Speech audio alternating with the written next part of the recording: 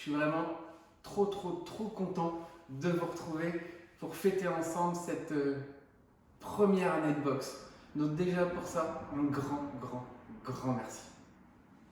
Comme vous avez pu le voir, j'ai élaboré des recettes et surtout une présentation totalement différente, un peu inédite pour cette Annie Box. Donc elle va se composer d'un biscuit, une pâte sucrée au cacao qui va faire le cercle et la base. On va avoir un crémeux caramel salé, une crème manelaka aux 2 chocolats et surtout en 2 textures, un biscuit au cacao sans farine et un miroir aussi au cacao. Comme vous pouvez le constater quand vous avez commencé à regarder la vidéo, oui, elle fait plus d'1 heure. Mais j'ai vraiment voulu vous accompagner dans le moindre petit détail pour cette recette. Donc pas de panique, c'est pas parce qu'elle fait 1 heure que ça va être hyper compliqué. Alors on va chipoter un petit peu, mais vous allez voir que comme d'habitude, on va réussir. Il n'y a pas de souci pour ça. Allez, on attaque tout de suite. Alors, on débute cette recette par la préparation de tout ce qu'on aura besoin. Donc, pour commencer, les 3 cercles noirs et roses, on va venir, vous voyez, couper juste la petite languette en essayant de respecter l'arrondi, comme ceci. Vous comprendrez à quoi ça va nous servir tout à l'heure. Donc, ça, c'est fait. Maintenant, ma bande rhodoïde qui est ici. Il va falloir venir découper 3 bandes fines d'1,8 cm de largeur.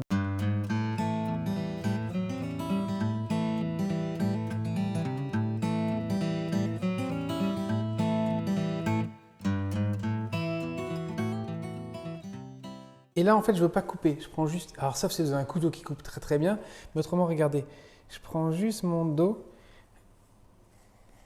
et je fais ça, ce qui me permet de me faire des prélignes, d'accord? Je fais pareil avec le deuxième. Je regarde bien que je sois aligné partout.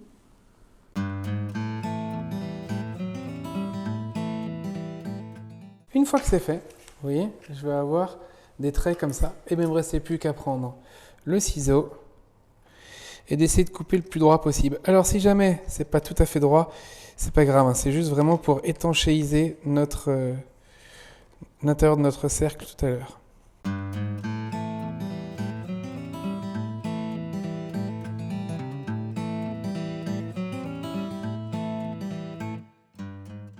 Allez, maintenant, vous me gardez tout ça de côté et vous allez chercher un film alimentaire et vos 6 cercles à pâtisserie. J'ai mes 6 cercles et j'ai mon film alimentaire. Alors, je vais commencer par prendre mon cercle comme ceci, côté plat vers le haut, à l'envers. Et je vais venir y mettre, vous voyez, le film comme ceci. Je vais le tendre. Alors, c'est pas grave s'il y a des plis, hein. Vous verrez tout à l'heure qu'on a une technique après. Je vais venir le tourner. Donc, moi, je le tourne en même temps et le remets dans le bon sens. Après, moi, j'aime bien le mettre à plat pour bien réussir cette étape. Je viens coller ici, d'accord? Et je vais dans le sens inverse là, comme ceci. Et je le tiens avec mes 2 doigts, vous voyez, comme ceci de chaque côté. Et je vais venir ramener le film partout sur les bords. Une fois que c'est fait, voilà. Alors si c'est pas complètement bien fait, c'est pas grave. Après, ce qu'il faut vous assurer, vous voyez, une fois que c'est fait, c'est d'essayer de remonter le film comme ceci pour plus voir les petits points. Alors c'est pas grave si on ne va pas jusque tout en haut, mais il faut juste couvrir les derniers petits points comme ceci. Allez, vous me faites la même chose avec les 6 autres. Alors mes 6 cercles sont faits avec du film, d'accord? J'ai été récupérer mes 3 ronds aussi. Petite chose, maintenant on va les passer au four. Donc on va les passer au four 15 secondes. Je vous montre ça de plus près. Alors l'étape de mettre le cercle dans le four afin de lisser et de tendre le film.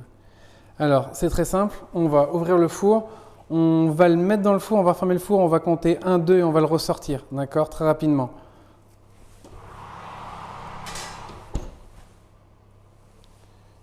Tac. Et on le ressort tout de suite, d'accord? Et vous voyez, là il est tendu. Si jamais il a percé, eh ben, c'est qu'il faudra recommencer, simplement vous l'avez laissé trop longtemps.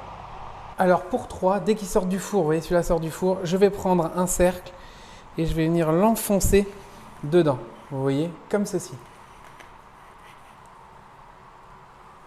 Vous faites pareil pour 3 autres.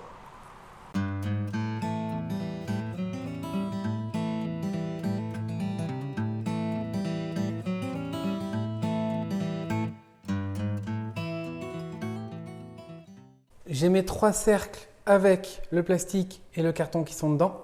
Ceux-là, ils me serviront pour le montage final. Et ceux-là, c'est les 3 cercles juste avec le film qui me serviront tout à l'heure pour mettre le caramel dedans. Allez, maintenant on attaque le vif du sujet et les recettes. Vous êtes prêts pour l'insert caramel? On va commencer par une première chose, c'est récupérer nos cercles avec le film, juste avec le film, 3 cercles. Puis nos 3 bandes de ruban rhodoïde coupées sur 1,8.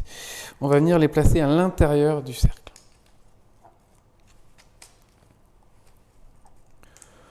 On va mettre ces cercles et le ruban rhodoïde sur une plaque.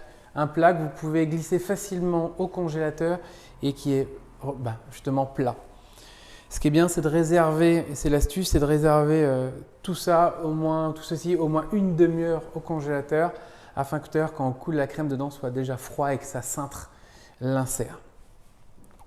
Pendant ce temps-là, ce qu'on va faire aussi, c'est qu'on va hydrater la gélatine avec l'eau afin qu'elle gonfle et qu'elle soit dure. Et on va porter à ébullition le lait et la crème. Une fois que tout ça est prêt et en place, je vais vous montrer de plus près la cuisson et l'évolution de l'insert caramel. Alors, on va attaquer la cuisson du caramel, donc une puissance moyenne, un feu moyen, et on va laisser tranquillement le caramel fondre.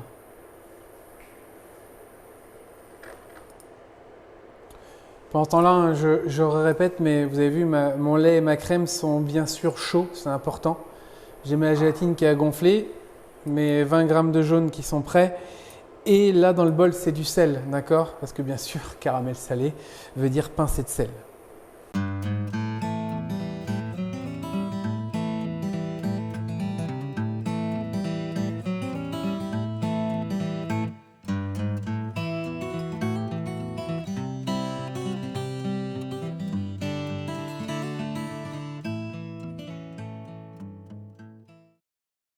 Donc vous avez vu, ça fait bien 30-40 secondes que j'ai allumé le feu en dessous.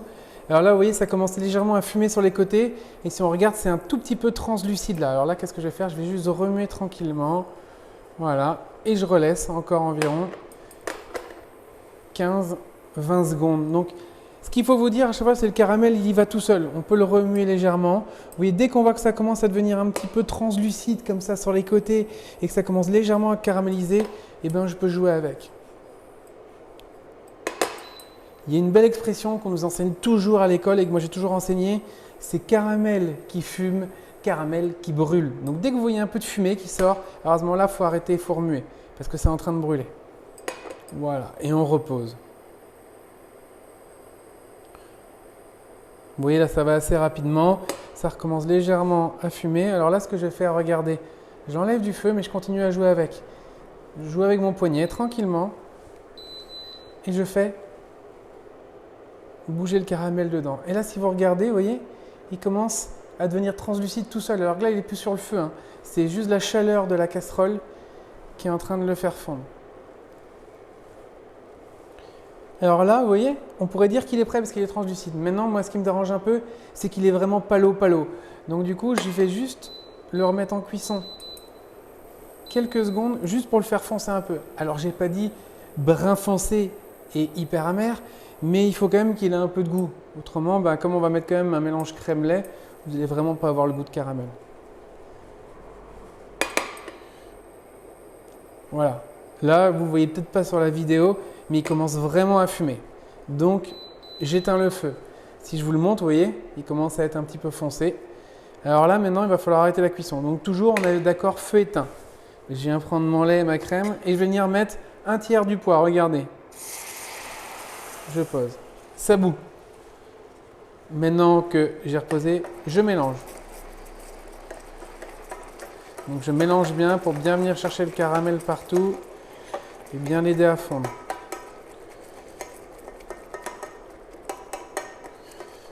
Voilà. Donc, tant que ça bout, je continue à remuer. Voilà. Ça ne bout plus. Je mets un deuxième tiers de lait et de crème. Et je remélange tout de suite. Ok. Allez, maintenant c'est mélangé. Troisième tiers de lait et de crème. Alors des fois, on peut le réussir du premier coup. Des fois, il arrive qu'il n'est pas complètement réussi parce qu'on a mis trop vite le lait et la crème. J'ai exprès fait de le faire pour que vous puissiez le voir. Vous voyez, j'ai des morceaux de caramel partout. Alors c'est très simple. Comment on remédie à ce problème? Eh bien, on reporte le mélange maintenant lait, crème et caramel à ébullition. Tout simplement.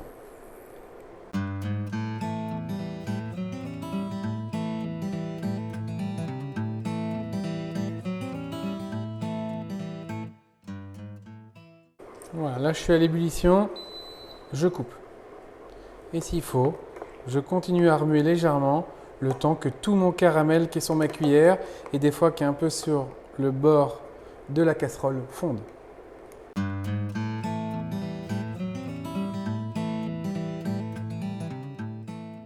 Parfait, tout est fondu, ou en tout cas il ne me reste pratiquement plus rien sur ma casserole, sur ma cuillère, excusez-moi. Maintenant, ce que je vais faire, c'est que je vais prendre mon fouet, j'ai mes 20 g de jaune et je vais venir verser ce mélange lait, crème, caramel sur les jaunes en très fin filet tout en fouettant pour ne pas cuire nos jaunes. Alors regardez comme ceci, vraiment en très fin filet.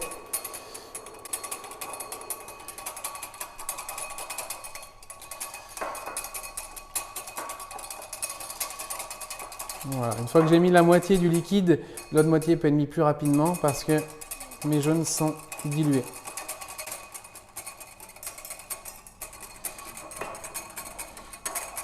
Puis on va tout remettre dans la casserole.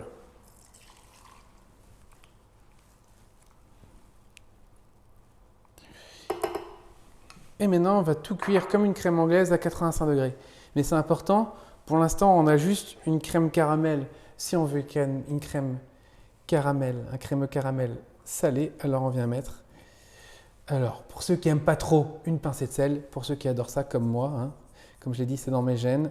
2 bonnes grosses pincées, histoire d'avoir un crémeux caramel avec du caractère, comme les Bretons d'ailleurs.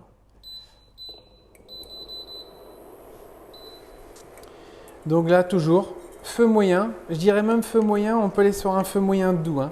Puis on va prendre notre thermomètre et on va venir vanner. Donc c'est-à-dire, regardez, faire des 8 avec ma spatule dedans afin qu'il n'y ait jamais d'œuf et de crème qui restent au fond statique et qui cuisent, tout simplement.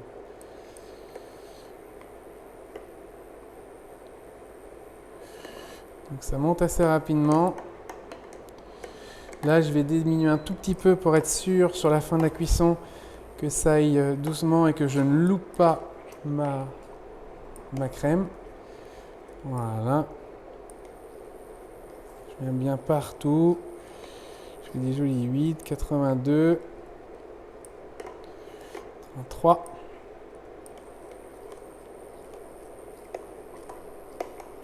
Voilà, 85, j'arrête. Je coupe la cuisson. D'accord. Je continue à bien mélanger pour être sûr de bien décoller tout le caramel.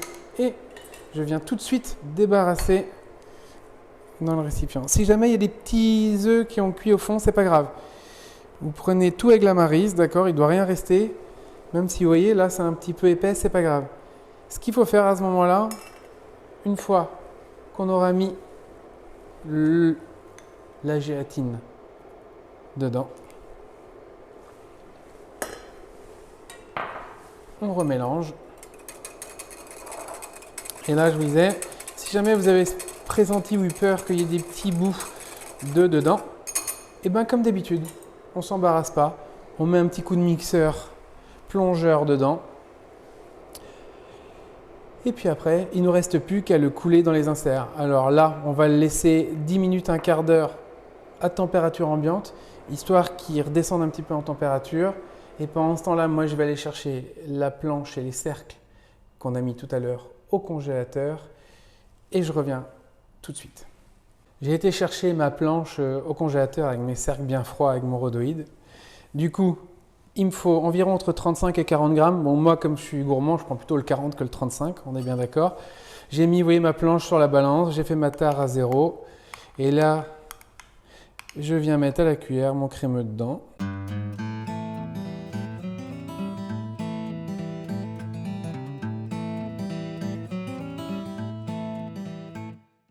Les 3 sont faits.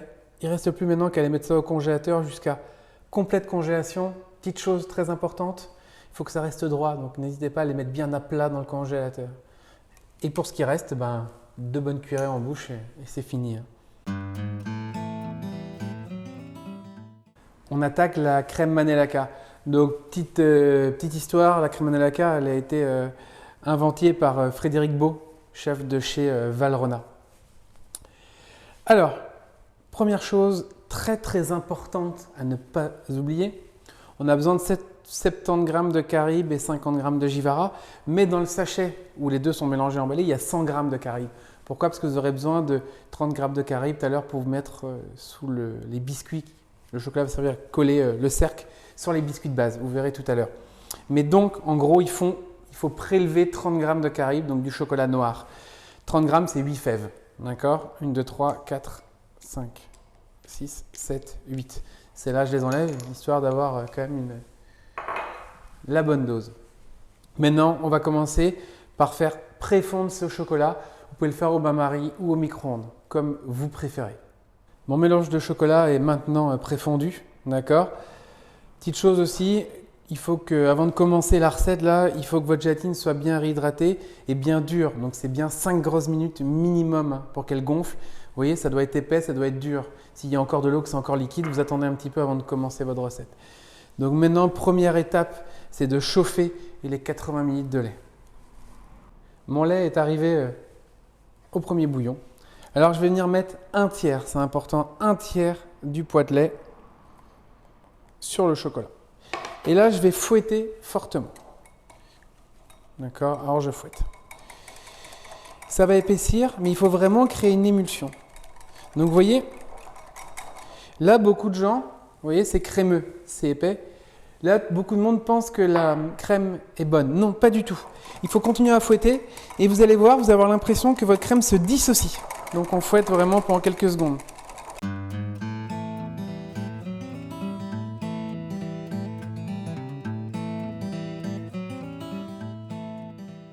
Il faut y mettre du cœur et du bras. Mais c'est important d'aller chercher l'élasticité du chocolat avec une vraie émulsion.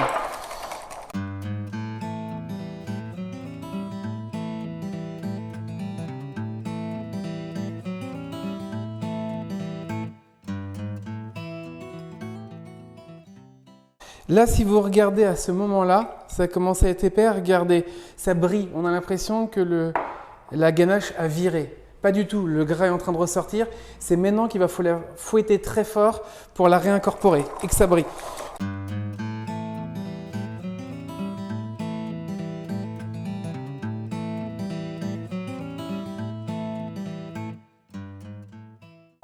Là, c'est en train de reprendre. Et si vous regardez maintenant, vous voyez, ma ganache, elle est brillante, mais elle est belle. Et elle a réépaissi. C'est vraiment important. Si jamais, quand vous fouettez fort, vous n'arrivez pas à créer ça, vous n'arrivez pas à faire reprendre le beurre dedans, c'est pas grave. Vous allez venir remettre, mais alors juste une goutte, comme ceci. Une goutte de lait pour apporter un peu de chaleur, pas plus, d'accord? Et vous refouetterez excusez-moi, comme on vient de le faire, vous allez voir que ça va reprendre.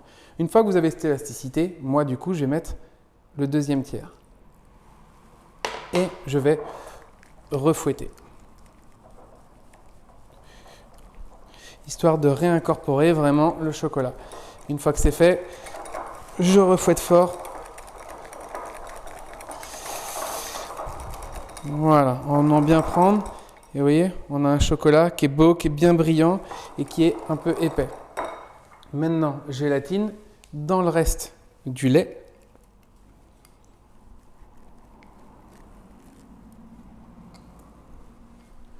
Avec ma petite Maryse, je vais mélanger délicatement pour bien faire fondre la gélatine dans mon lait chaud.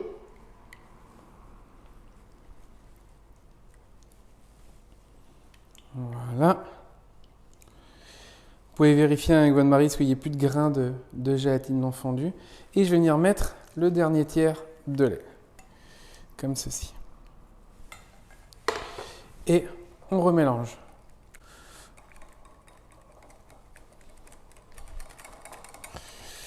Voilà.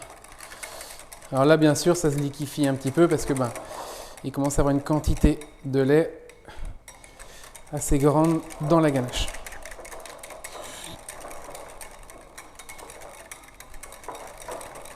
Une fois que c'est fait, moi j'aime bien venir corner le bord de mon récipient afin d'être sûr de ne pas avoir des morceaux de ganache un peu plus épaisses qui sont restés coincés dans mon récipient.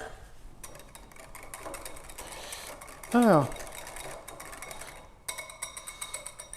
si on respecte et qu'on reste fidèle à la technique de Frédéric Beau, on va venir juste remixer légèrement la ganache avant d'incorporer la crème froide. Donc doucement. Hein.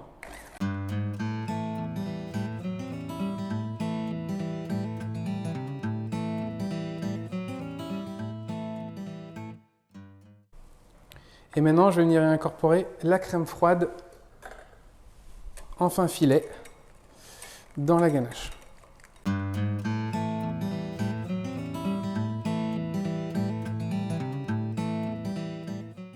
Je vais venir remettre un petit coup de maryse pour être sûr, pareil, qu'on n'ait pas de ganache dans les angles.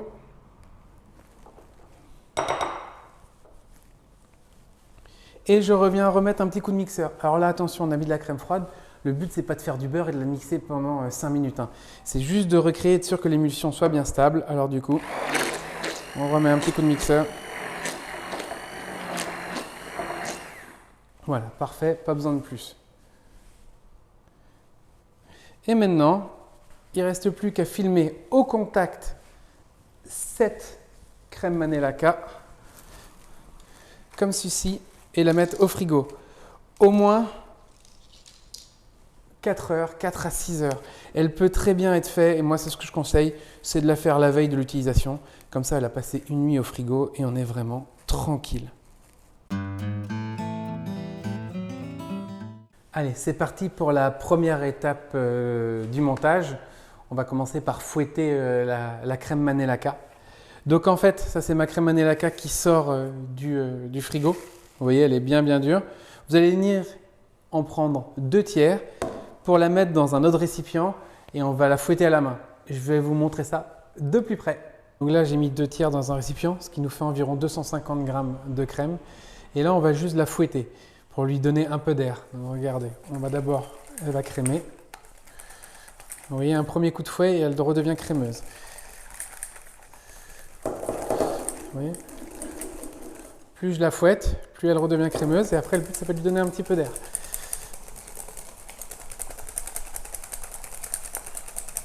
Alors oui, cette étape, moi je la fais à la main parce qu'au batteur, on risque qu'elle graine trop vite. Vous voyez, regardez là, je l'ai faite. Et vous voyez, là, elle commence à tenir dans le fouet.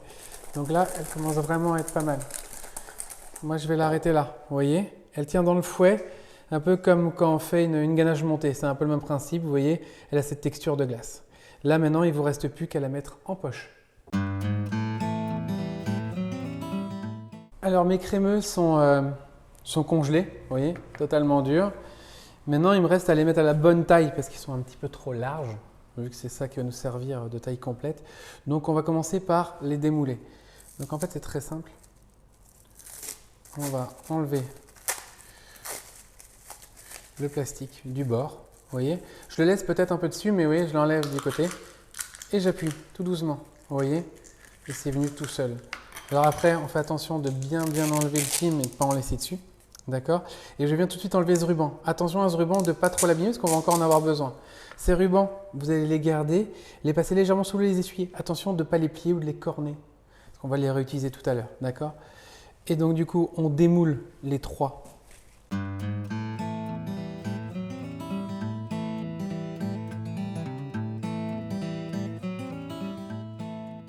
3 cercles sont démoulés. Et là maintenant, il va falloir qu'on vienne prélever un cercle, une bordure d'environ 1 cm, d'accord? Donc un demi-centimètre de chaque côté pour avoir environ un cercle de 7.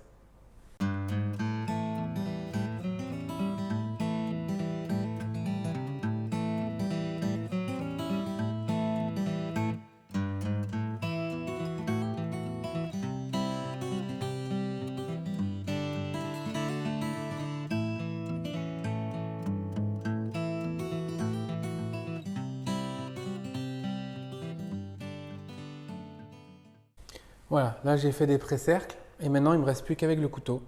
Regardez, à couper. Vous voyez, si je mets dedans très légèrement, et en plus, moi ce que je peux faire, oui, je mets de ma planche qui en étant froide tourne bien.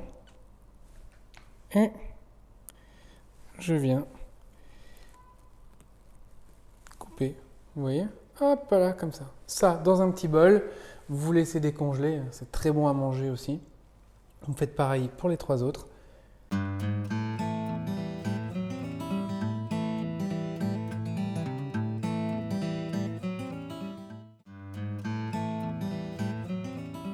On est parti pour le montage de l'entremets du coup. Alors on va commencer par récupérer nos cercles de tout à l'heure qu'on a nettoyés et qu'on va venir placer à l'intérieur, pareil comme tout à l'heure, pour donner un côté étanche à notre cercle.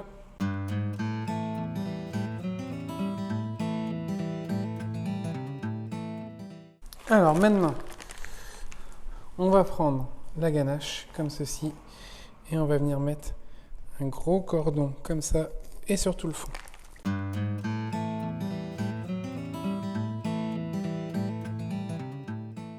Maintenant, ce qu'on peut faire, c'est légèrement, si on a envie, tapoter. Ok. On va ramener la ganache sur tous les côtés du cercle. Attention qu'on ne voit pas le fond. C'est pour ça que j'ai fait exprès de mettre le côté rose, vous avez vu, vers le haut. Comme ça nous permet de voir si le fond apparaît. Voilà. Parfait. Une fois qu'on a fait ça, on prend les inserts de caramel qu'on vient mettre au centre et on appuie. Après, on va remettre de la crème Manelaca partout. Ça. On partage. Il en reste un petit peu dans le fond de la poche, ça nous servira pour combler. Et maintenant, tout simplement, regardez, on vient d'abord bien en mettre partout et après on va racler. Vous prenez un petit bol à côté pour bien sûr enlever les excédents de crème.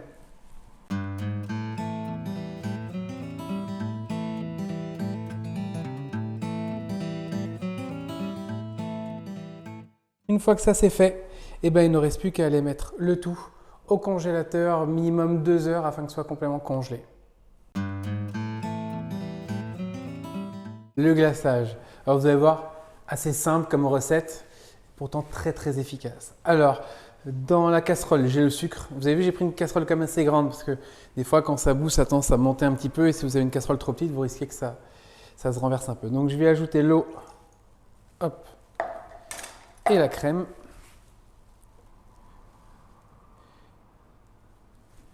Et je vais porter le tout à ébullition. Mes liquides sont arrivés au premier bouillon. Ici, dans ce bol, j'ai la poudre cacao amère et les 105 g de sucre, le deuxième poids de sucre là que je vous avais demandé de peser. On va les mélanger ensemble. Pourquoi on les mélange ensemble? C'est tout simplement comme ça, quand on va les mettre dans le liquide, on a moins de chances que le cacao fasse des gros grumeaux là.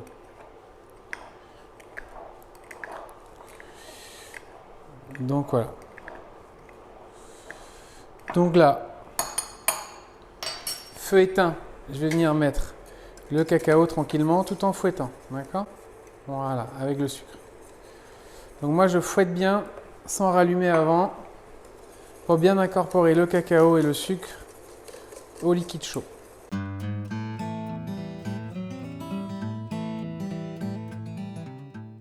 Maintenant que c'est fait, je vais reporter le tout à ébullition.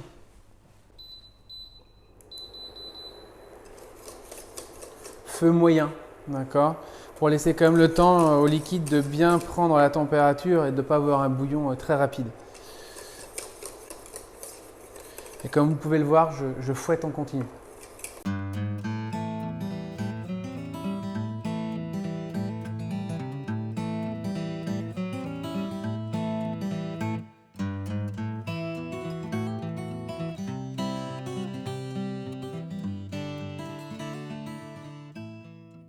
Voilà, j'ai vraiment un vrai gros bouillon. Vous allez voir, quand ça bouillotte et que vous fouettez, ça monte légèrement dedans. Mais attendez d'avoir vraiment ce vrai bouillon.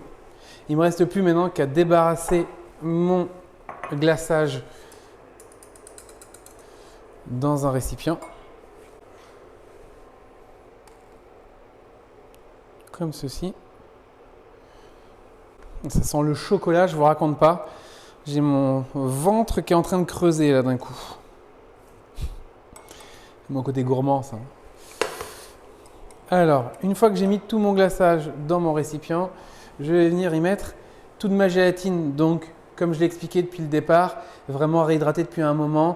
Vous voyez, un bloc dur qui ne bouge pas. Je vais venir le mettre dans le glaçage, comme ceci. Voilà.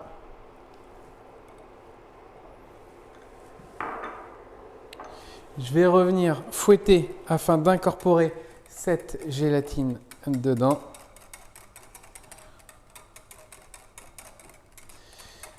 Et après, pour être sûr de ne plus avoir de morceaux de gélatine, de peut-être d'éventuels petits grumeaux de chocolat de cacao amer qui seraient faits dedans, on prend le mixeur. Alors important, mixeur plongeur au fond. Il faut qu'il reste au fond pour ne pas incorporer trop d'air. On mixe sur petite vitesse et on vient juste légèrement mixer pendant quelques secondes.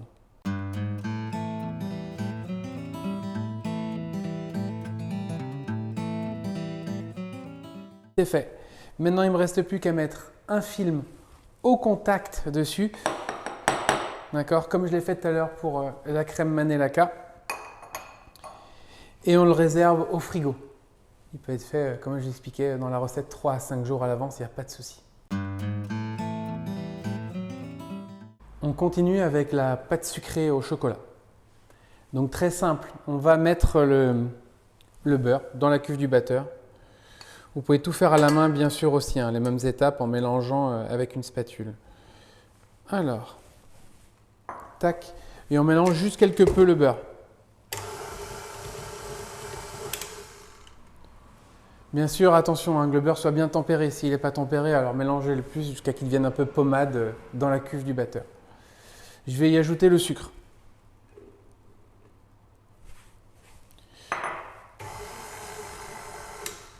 Et là, je vais mélanger jusqu'à que les deux ingrédients soient homogènes, tout simplement.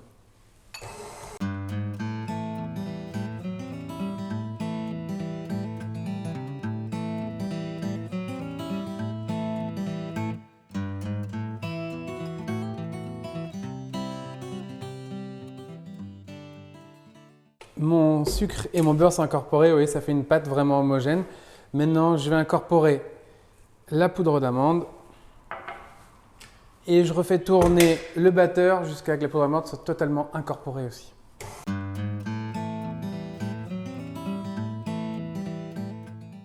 Ma poudre d'amande est incorporée. Je vais venir maintenant y ajouter l'œuf. L'œuf, je vais le mettre en plusieurs fois, d'accord? Histoire qu'il soit totalement incorporé dans le mélange beurre, sucre, poudre d'amande.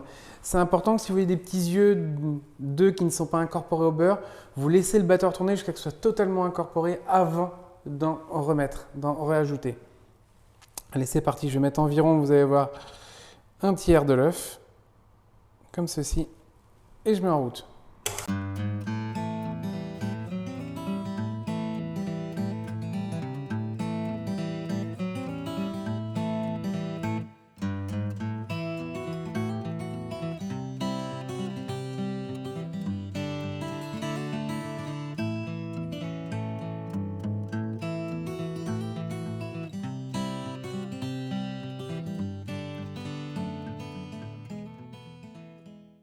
Voilà, ça m'a pris environ 45 secondes. Je remets un deuxième tiers d'œuf, je refais la même chose et je répète l'opération jusqu'à avoir mis tous les œufs.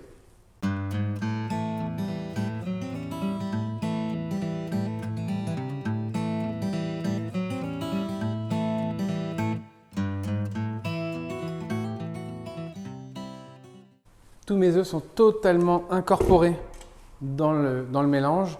Alors, il ne me reste plus qu'à incorporer le mélange farine et poudre de cacao. Donc, ce que je fais, une fois que j'ai bien pesé la poudre de cacao que j'avais besoin pour cette recette, je mélange avec la farine.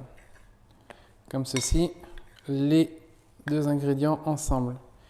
Puis je vais venir mettre la moitié du poids de farine et de poudre de cacao sur le mélange dans la cuve du batteur, comme ceci. Et je vais mélanger jusqu'à ce que l'appareil soit homogène dans la cuve du batteur.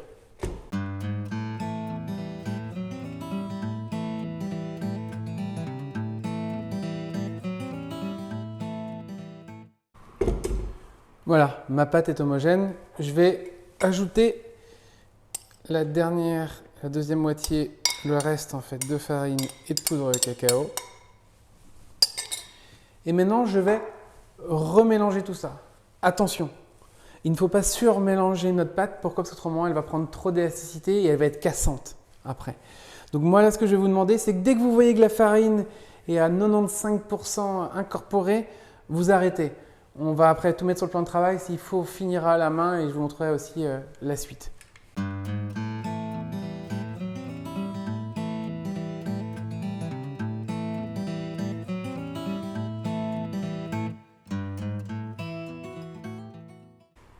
Alors là, ma pâte est prête.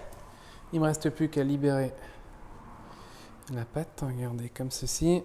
Je vais enlever tout ce qui est en trop sur ma feuille. Tac. Là, moi, j'aime bien prendre une petite corne à pâtisserie pour bien venir corner l'intérieur du récipient. Et je vais tout venir mettre ici.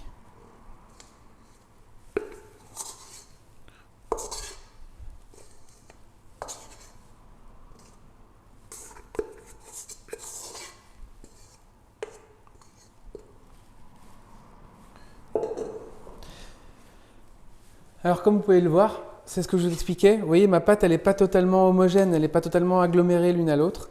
Pourquoi? Parce que du coup, je ne l'ai pas laissé encore assez se mélanger. Donc ce que je vais faire, c'est que je vais prendre, ça pourrait être le côté droit de ma corne, mais moi j'ai pris un coupe-pâte. Je vais venir légèrement la couper comme ceci, afin de la rendre totalement homogène. Alors, on fait ça très rapidement, hein, 20-30 secondes et ça va être bon. Hein.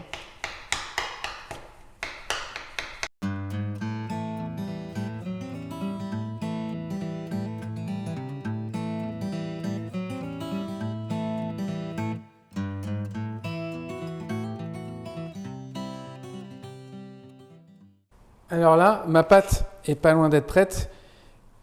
J'ai plus de partie sèche, vous voyez, en extérieur de ma pâte, tout est incorporé. Par contre, il peut rester des petites traces de beurre, par-ci, par-là. Pour être sûr que notre pâte soit totalement homogène, on va faire ce qu'on appelle fraiser la pâte. Fraiser la pâte, c'est l'écraser sur le plan de travail avec la paume de la main pour être sûr qu'elle soit totalement homogène. Alors c'est très simple, je vais prendre mon coupe-pâte et je vais bouler ma pâte, comme ceci. Vous voyez ? Alors, je ne sais pas si vous le voyez à la caméra, mais il y a des petites traces de beurre comme ça là devant ici. Alors, je ne sais pas si ça se voit vraiment à l'œil nu, mais vous pourrez le voir à la maison si vous avez des petites veines de beurre, c'est pas grave. Et alors là, regardez, je prends ma main et avec la pâte, je vais venir l'écraser comme ça sur le plan de travail.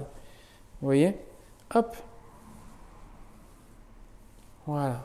Je réunis toute ma pâte encore et je peux le refaire une deuxième fois si je vois qu'elle n'est pas totalement homogène.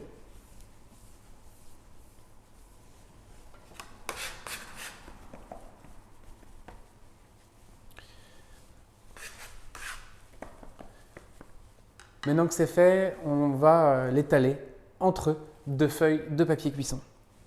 Alors, n'ayez pas peur, vous avez beaucoup trop de pâte. Vous avez de quoi faire, je dirais, au moins 12 cercles. Alors, vous n'en avez besoin que de 6. Donc, n'hésitez pas à prendre votre temps, à essayer, réessayer. Même tout à l'heure, je le dis maintenant, mais après cuisson, si ça casse, vous aurez de la pâte au frigo, donc ne vous inquiétez pas. J'ai fait exprès de vous donner beaucoup plus de pâte qu'il n'en fallait. Alors là, ce qu'on va faire, c'est qu'on va le séparer en 4. Pourquoi? Parce qu'on va travailler des petites quantités.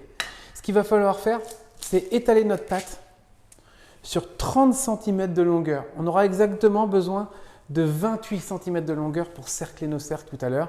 Donc moi, je vous dis, essayez d'avoir un rectangle de 30. La largeur de nos bandes va faire environ 2,5 tout à l'heure pour venir mettre sur nos cercles. Donc en gros, vous allez prendre une largeur qui équivaudra En fait, comment vous dire? Il faut que votre pâte fasse 2 mm, entre 2 et 4 mm d'épaisseur. Donc c'est pas grave, s'il faut, on réétalera plusieurs fois. Moi, je préfère étaler des petites quantités. Pourquoi? Parce que comme ça, je suis sûr d'avoir une pâte qui est très fine. Si on prend un bloc entier et qu'on étale sur une grande feuille, souvent on se retrouve avec un cœur de pâte qui fait 5, 6, 7 mm. Et alors là, vous allez avoir des cercles hyper épais. Donc prenez les petites quantités, étalez tranquillement et refaites-le plusieurs fois pour avoir plusieurs bandes de 30 par 2,5 sur 2 à 4 mm d'épaisseur. Plus elle sera fine, plus vos tartes seront belles. Alors, tout simplement, j'étale entre deux feuilles et je pousse. Vous voyez, moi je roule pas, hein. Je m'aide et je pousse beaucoup sur la pâte. Alors après, de temps en temps, si je veux vraiment gagner en largeur, alors là, je vais m'aider du rouleau pour pousser légèrement.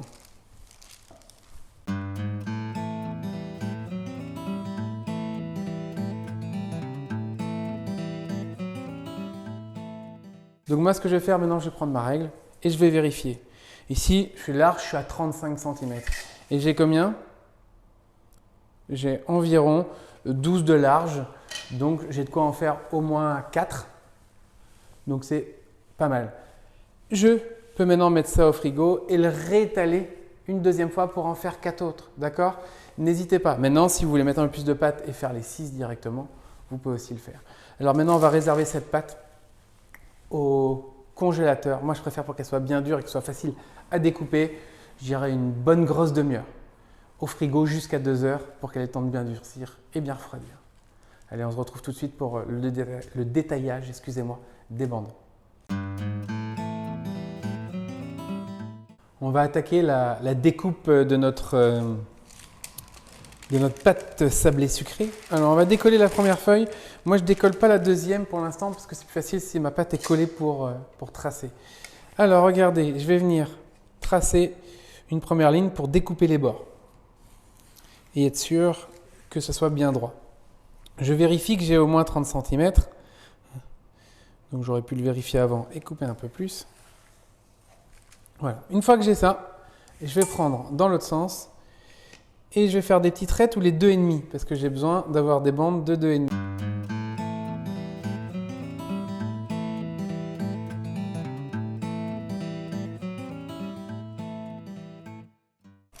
Voilà. Et il nous faut exactement 6 bandes. Alors moi, ce que je vous conseille, c'est d'avoir toujours, quand vous allez faire le dressage, au moins 8 bandes.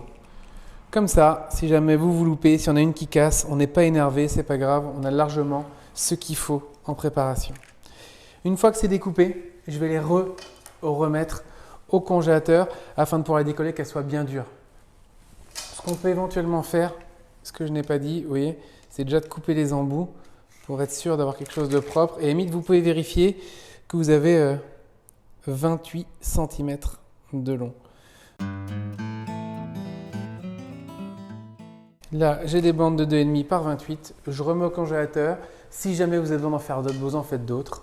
Histoire d'en avoir au moins 6, et je dirais 8, c'est le top. Et on va se retrouver tout de suite pour le cerclage, mais je vais vous montrer ça de plus près. Petite chose que j'ai omis de vous dire, c'est dans les chutes, quand vous étalez, que vous découpez vos bandes de 2,5 par 28. Il va falloir découper des petits rectangles de 6 par 3. C'est ce qui va nous permettre en fait d'avoir une assise tout à l'heure pour pouvoir poser le cercle et que quand vous transportiez votre entremets, il ne tombe pas dans tous les sens. Donc avec les chutes, vous réétalez et vous me faites voilà, des rectangles de 6 par 3. Alors on va attaquer le fonçage des tartes. Donc pour ceci, on va commencer par prendre les cercles qu'on va légèrement graisser. Donc là, j'ai pris un papier absorbant, vous voyez, où j'ai mis un peu d'huile. Donc tout sauf de l'huile d'olive, bien sûr. Autrement, vous allez apporter un goût qui ne va pas être terrible. Et on graisse bien les 6 cercles. Alors, mes 6 cercles sont graissés. Vous voyez, j'ai sorti mes pâtes qui sont toujours congelées, hein, d'accord? Donc là, elles commencent à décongeler légèrement.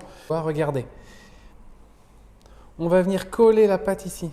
Ok, sur le bas du cercle, c'est très très important. Voilà, regardez comme ceci. Génial. Hop. Et là maintenant, on va regarder ce qu'on a en trop. Vous voyez, ici, on va couper.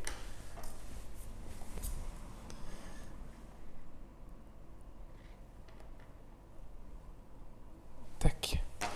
Et maintenant, on va ici souder les deux pâtes entre elles. Donc, vous voyez, je vais bien coller mes pâtes ici, tac, et j'appuie légèrement pour les souder entre elles. Voilà, je m'assure bien que c'est en dessous et je fais pareil. Je vous en montre une deuxième juste pour montrer une deuxième technique. On peut prendre notre pâte comme ça. Donc, regardez qu'elle commence à juste être molle, mais encore un peu légèrement congelée. On peut venir faire ça droit aussi.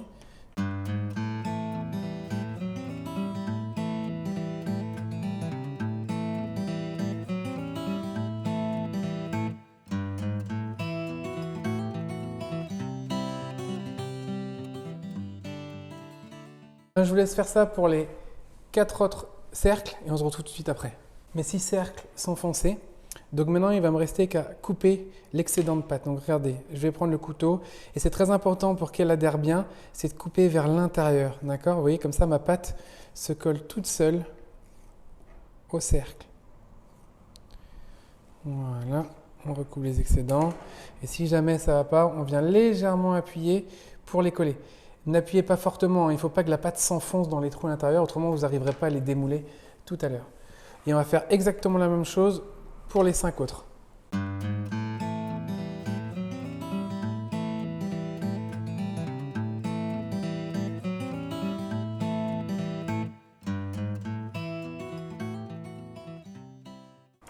Alors, mes cercles sont totalement foncés maintenant.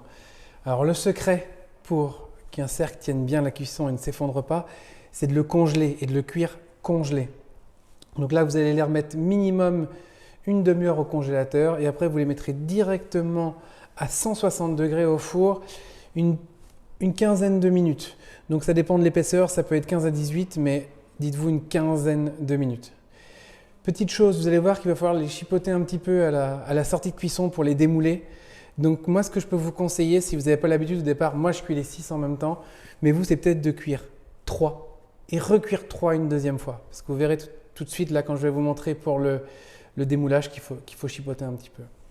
Les rectangles qui sont ici, ceux-là, ils vont cuire environ une dizaine de minutes, aussi à 160 degrés. C'est ce qui nous permettra de faire le pied du dessert tout à l'heure. Alors là, je viens de sortir notre premier cercle du four. Donc les autres, déjà, ils restent dans le four, porte ouverte pour arrêter la cuisson quand même. Donc, vous voyez, on va passer le couteau ici pendant que la pâte est encore molle, comme ceci. Et on va passer le couteau, vous voyez, pour décoller la pâte partout. Alors si jamais c'est chaud, prenez un morceau d'essuie-tout, vous voyez, regardez, comme ceci. Et ça se décolle tout seul, tout doucement. Si jamais c'est trop dur et que ça ne se décolle pas et que ça casse et que c'est trop dur, c'est qu'ils sont trop cuits. D'accord? Mais là, malheureusement, vous ne pourrez plus rien faire. Donc, regardez, comme ça. Hop, j'y vais tout doucement. Vous voyez, ça se décolle tout doucement. Une fois que c'est fait, regardez, je le prends, je le mets à la verticale. Et vous voyez, je passe le couteau et je coupe. Tout doucement.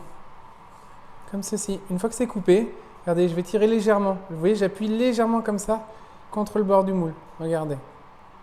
Tac. Très, très doucement. Hein, vous voyez? Et là, regardez, il est en train de venir tout doucement. Voilà. Tac. Et maintenant, si je fais ça, hop, je le sors tout doucement. Et je le pose à plat sur la table pour le laisser refroidir. Je vous en montre un deuxième.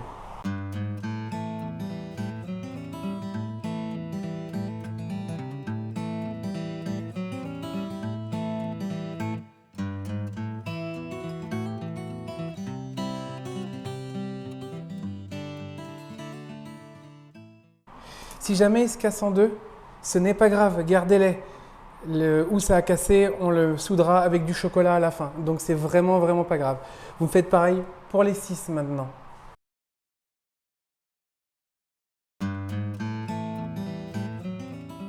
On y va pour le biscuit sans farine. Vous allez voir un biscuit très simple à faire.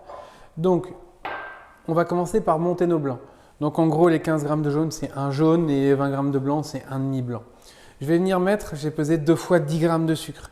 Et je vais venir mettre un tiers des 10 g de sucre sur les blancs. Comme ça. Et je vais mettre à fouetter. Comme il y a une toute petite quantité, si vous avez un batteur électrique, un robot électrique comme moi, n'hésitez pas à lever légèrement la cuve. Et si vous avez un fouet à main, alors ça ira très bien.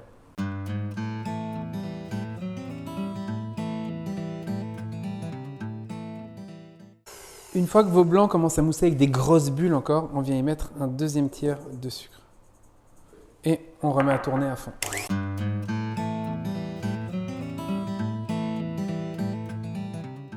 Là, mes blancs commencent à devenir plein de petites bulles, vous voyez, un peu blanc brillant, mais tout encore gluant. Alors là, ce que je vais faire, c'est que je vais mettre le troisième tiers de sucre. Et je remets à tourner jusqu'à avoir une jolie meringue.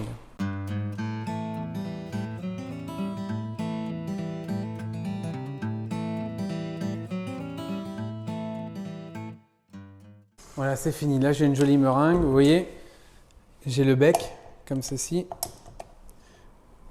Hop, j'ai vraiment des blancs, vous voyez, qui se tiennent et qui sont bien brillants. Donc ça, c'est parfait.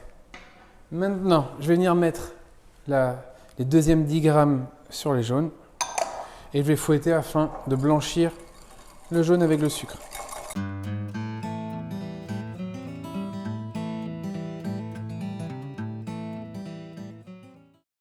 Voilà, mes jaunes et mon sucre sont bien blanchis ensemble.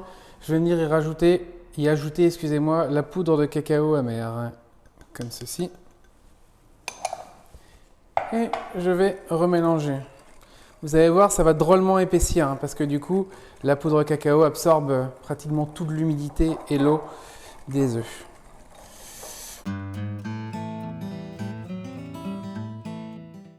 Je vais venir prendre mes blancs et je vais venir prendre juste un tiers environ, comme ceci, que je vais venir mettre sur mon appareil. Et alors là, le but, ça va vraiment être d'assouplir cette pâte. Donc, c'est pas grave si je fais retomber un peu mes blancs et que je les écrase un peu. Le but, c'est vraiment d'assouplir et de nourrir le mélange jaune, sucre et cacao pour pas avoir de grumeaux.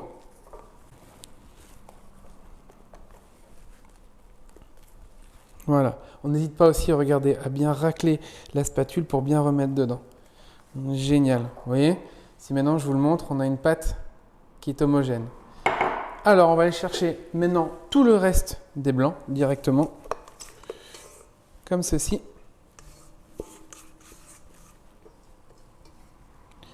Et là, on va venir bien sûr incorporer ces blancs avec délicatesse en venant prendre l'appareil par en dessous et en le ramenant par-dessus les blancs jusqu'à avoir quelque chose d'homogène. Vraiment comme ceci.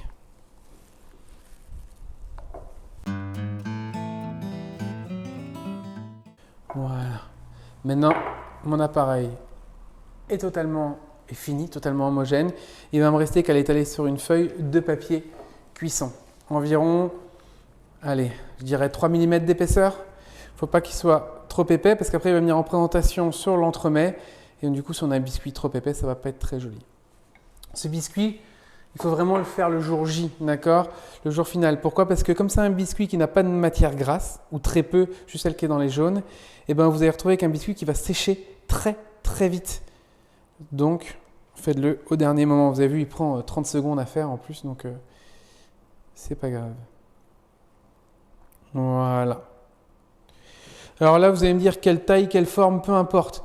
En gros, on va découper des petits rectangles après cuisson qui font 8 par 2, 8 cm par 2 cm. Donc vous voyez, on a largement de quoi faire. Il va rester beaucoup de chutes à déguster, bien sûr. Mais bon, vous avez vu les doses, on ne pouvait pas faire plus petit. Il ne me reste plus que maintenant que mon biscuit est étalé, à le mettre au four entre 8 à 10 minutes à 180 degrés et de le laisser refroidir tranquillement après. Alors, on va attaquer la découpe du biscuit chocolat sans farine. Donc très simple, on prend le biscuit, on le retourne, on vient délicatement enlever la feuille. Vous allez pouvoir, moi ce que je fais après, c'est que je la remets de l'autre côté sur la feuille. Vous allez voir que tout le côté ici est vraiment un peu croquant, dur. Okay, donc nous, on va venir couper dans le plus moelleux. Donc en gros, je coupe une première bande et on va faire des rectangles de 8 par 2.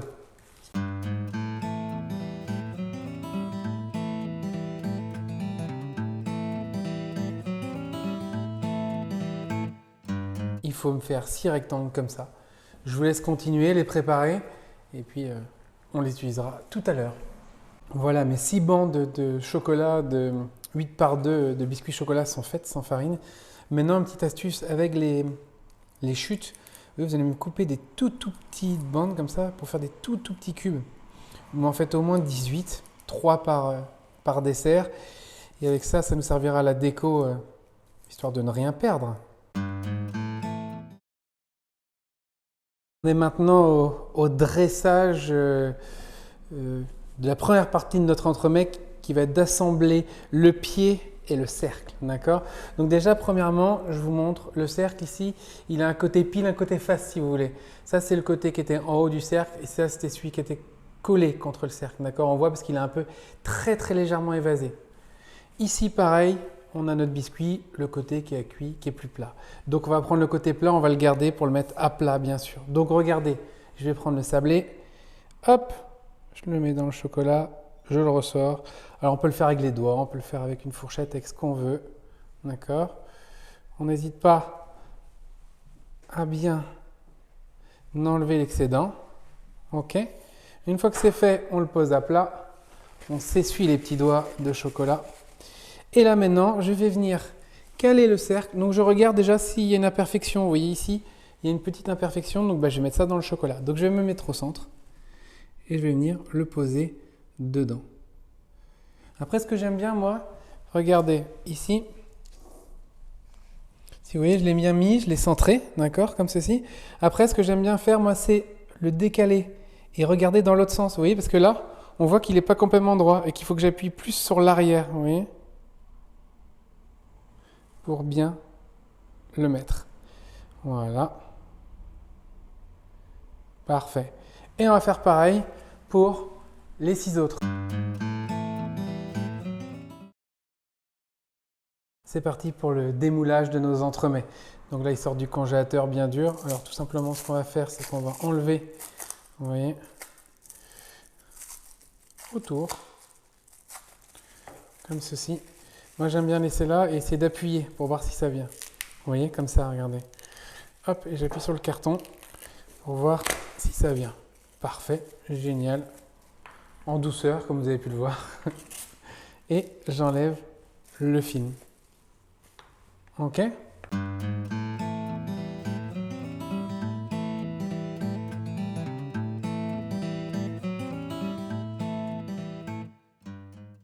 Maintenant, regardez, il faut que j'enlève le ruban rhodoïde qui est autour.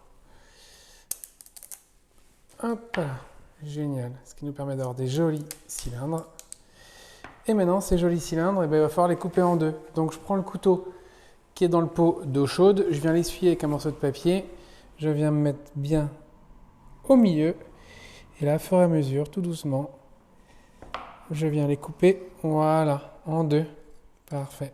Tac. Merveilleux. On fait pareil avec les deux autres. Et après, on les remet et on les stocke au congélateur jusqu'au moment du glaçage.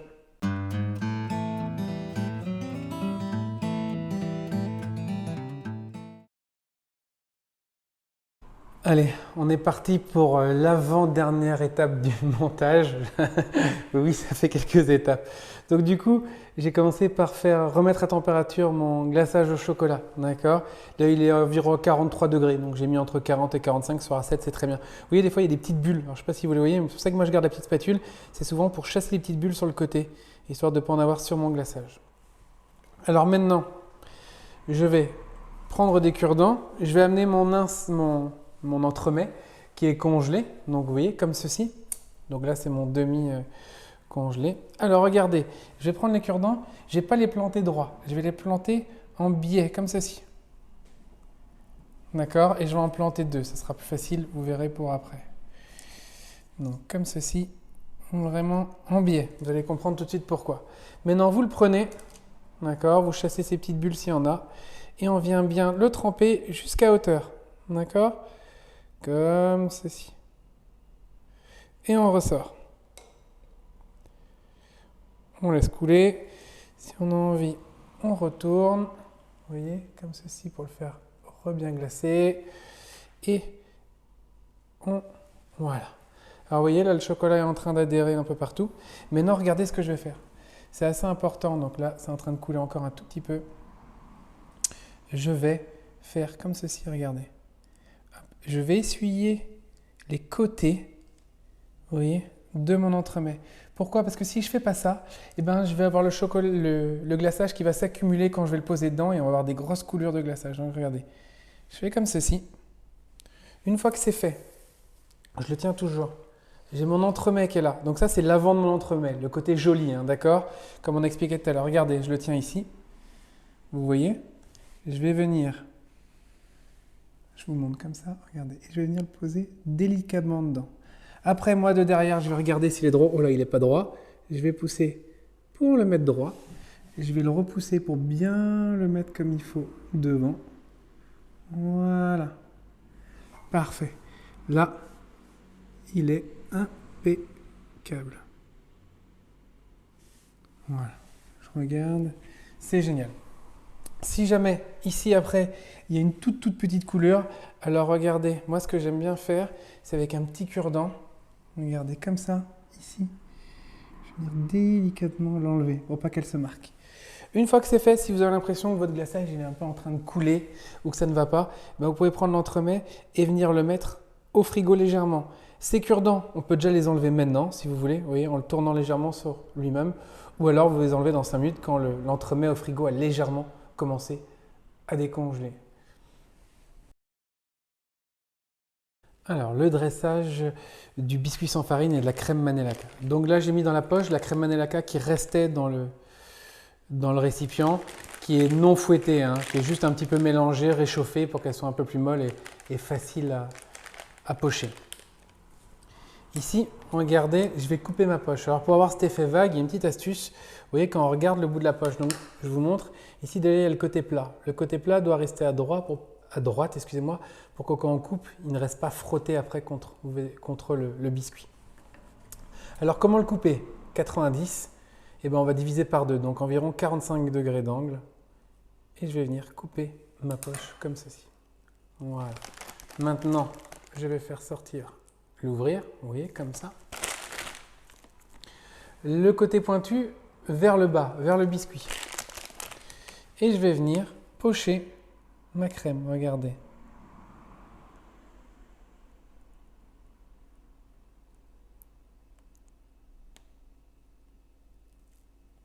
Hop. Et je reviens. Vous voyez, je vous en montre une deuxième. Donc du coup, là on réessuie la poche s'il y a besoin. On se met comme ceci.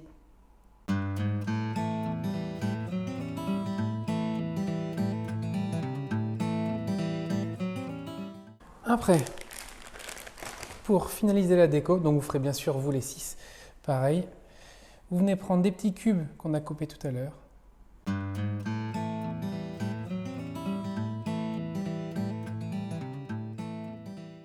Allez, je vous laisse faire les 4 autres pareils. J'ai pris un petit peu d'avance, mais donc du coup, nos petits biscuits sans farine avec la crème Manelaca sont là. Je vais venir prendre mon cercle entremets avec le glaçage, d'accord? Je vais venir avec ma spatule prendre comme ceci mon biscuit. Hop. Je vais avancer un tout petit peu pour que vous puissiez bien voir. Je vais le faire dans ce sens-là, peut-être, comme ceci, par rapport à la caméra. Je vais venir regarder ici, poser le biscuit délicatement. Je recule ma spatule en le mettant tout doucement. Après, je viens juste m'assurer qu'il est bien droit partout. Voilà. Et il est posé. Il ne me reste plus qu'à le mettre avec les autres. Et voilà. Voilà, c'est pas de la tarte est terminé. Je suis sûre que vous avez très envie de croquer dedans, mais avant je voulais vous remercier pour la première année de ces box que vous nous avez offertes, et puis c'est parti pour la seconde. J'espère que vous prendrez autant de plaisir que moi à le déguster et que vous avez surtout pris autant de plaisir que moi à le faire. Il ne me reste plus qu'à vous souhaiter une bonne dégustation et vous donner rendez-vous pour ma part pour la prochaine box. À bientôt!